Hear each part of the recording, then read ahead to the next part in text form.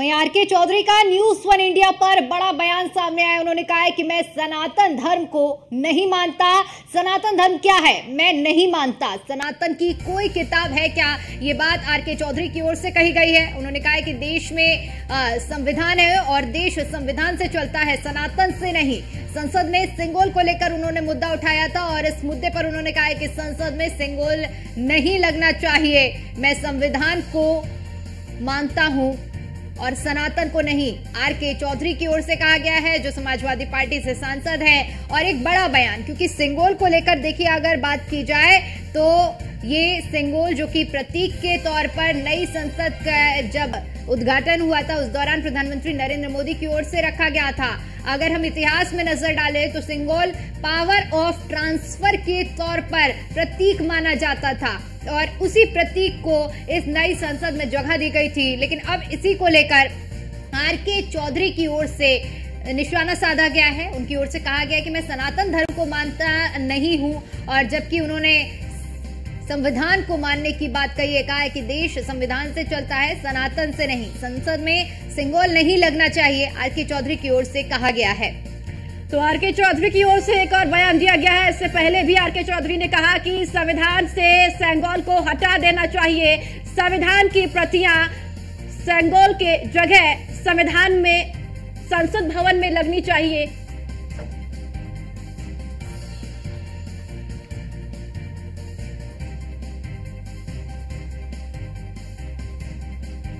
सेंगोल एक बार फिर से चर्चाओं में है। वो इसलिए क्योंकि मोहनलालगंज से सांसद आरके चौधरी ने बकायदा स्पीकर को पत्र लिखा है और सेंगोल की जगह पर संविधान की कॉपी स्थापित करने की मांग रखी गई है। हमारे साथ बातचीत करने के लिए खुद आरके चौधरी जी मौजूद है।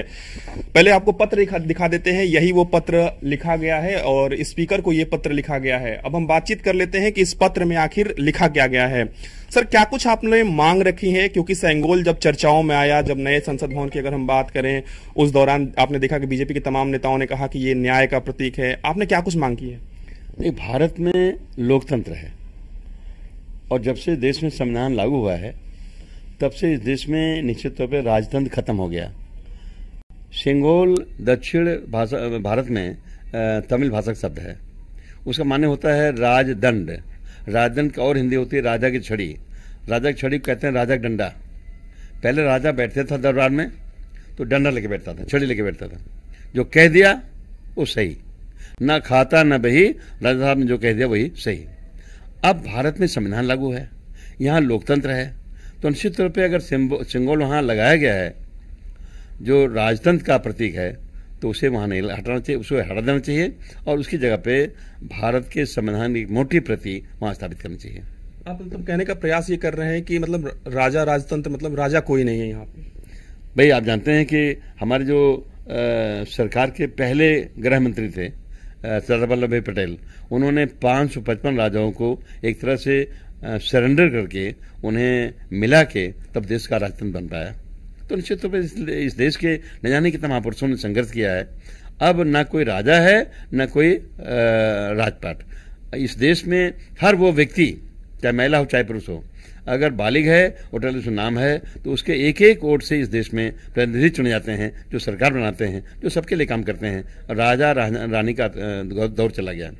जो संसद भवन है वो कोई राजमहल नहीं है राजा का, वो चुने हुए देश के प्रतिनिधियों का एक ऐसा स्टेशन है, अड्डा है जो बहुमत से फैसला होता है।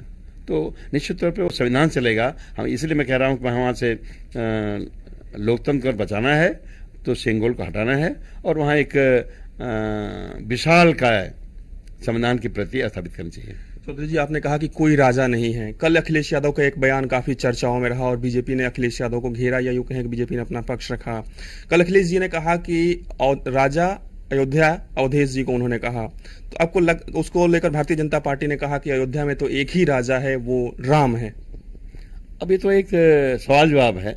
राजा सब तो आदमी प्रकार है, राजा नहीं कोई। लेकिन एक मिसाल दे दिया उन्होंने, मिसाल तोड़ कहा है कि अब अयोध्या के हमारे नए राजा हैं अवधेश।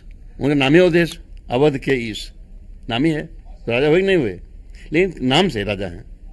और जहां तक हमारी बात है कि इस देश में अब राजतंत्र नहीं है, लोकतंत्र है।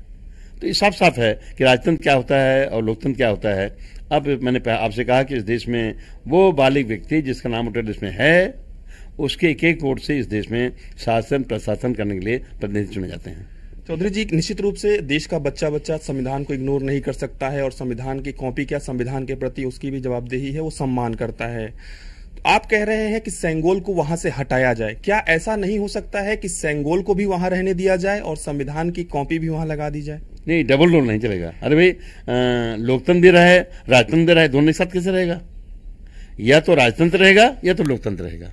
और भारत में लोकतंत्र है, राजतंत्र मिट चुका है, तो सेंगोल को जरूरत नहीं है। सेंगोल जब लगाया गया तब तमाम बीजेपी के नेताओं ने या कई इतिहासकारों ने भी ऐसा कहा कि सेंगोल जो है वो न्याय का प्रतीक है, संविधान भी न्याय की बात करता है, तो इसमें विरोधाभास कहां आपको नजर आता है? इस देश में थिंकिंग दो तरह की है। राजा महाराजा के यहां दरबार करने वाले, राजा महाराजा के लड़के आज भी अपने को राजा महाराजा समझते हैं, तो उनकी भाषा अलग होती है। इस देश के लुटे पिटे पिछड़े पिछाड़े गए कमजोर लाचार उस संविधान पर विश्वास करते हैं, इसलिए संविधान की एक एक लाइन को पढ़ते हैं और उसका उच्चारण क्या होना चाहिए, उसका माने क्या होना चाहिए समझते हैं। इसलिए हम जैसे लोग लगे हैं कि निश्चित तौर पर भारत के संविधान को महत्व मिलना चाहिए और संविधान के प्रति वहां रखे जाने चाहिए। चौधरी जी, सवाल तो ये भी उठेंगे क्योंकि जब सेंगोल लगाया गया तो कहा गया कि उसके ऊपरी हिस्से में नंदी जी विराजमान है, एक तरीके से सनातन परंपरा से इसे जोड़ा गया। आपको नहीं लगता है कि अगर आप सेंगोल पर आवाज उठाएंगे तो जो सनातन परंपरा को मानने वाले लोग हैं वो कहीं ना कहीं आपसे पूछेंगे कि आखिर सवाल क्यों उठा रहे हैं, ये तो सनातन परंपरा से जुड़ी हुई चीज है, तमिल से जुड़ी हुई चीज है? भाई, इस देश में आरएसएस भी है और आरएसएस गवर्न करती है बीजेपी को, तो वो लोग सनातन को मानते हैं। सनातन आप नहीं मानते? सनातन न कोई किताब है, न कोई मानते हैं सनातन न कोई किताब है, न कोई धर्म है। भाई, सनातन मानने वाले ये मानते हैं कि गुरु द्रोणाचार्य सही किया। इस देश में गुरु द्रोणाचार्य पढ़ाते थे, अर्जुन भीम नकुल सहदेव युधिष्ठिर पढ़ते थे और एकलव्य चले गए पढ़ने, उन्हें पढ़ाया नहीं, फिर भी उन्होंने प्रैक्टिस करके अपनी काबिलियत हासिल कर ली। लेकिन जब गुरुजी फंस गए एक मामले में, तो जब एकलव्य वहां पहुंचे तो एकलव्य के तीर से उनका पैर तो निकल आया, बजाय एकलव्य को शाबाशी देने के उनका अंगूठा कटवा लिया। तो इस देश में बिना पढ़ाए और अंगूठा कटवा लिया, ये तो वो देश है। अगर ये सनातन परंपरा है तो क्या गुरु द्रोणाचार्य के हरकत को हम जायज मानेंगे? आपने कहा कि आरएसएस सनातन परंपरा को मानती है, आप भी लोग सनातन को मानते हैं? ये मैं नहीं मानता। सनातन नहीं मानते? सामने जो है वही मानता हूं। इस देश जब से संविधान लागू है तब से संविधान के हिसाब से जो सही वो सही है, जो गलत है वो गलत है। आपने कहा कि मैं सनातन को नहीं मानता, इस देश में कई करोड़ को उदाहरण बताओ आप। सनातन कोई उदाहरण है आपके पास? है? अरे सनातन कहने की बात है, सनातन क्या होता है भाई? सनातन कोई किताब पढ़े आप? है कोई किताब सनातन की? अरे खाली कहानी किस्सा है सनातन।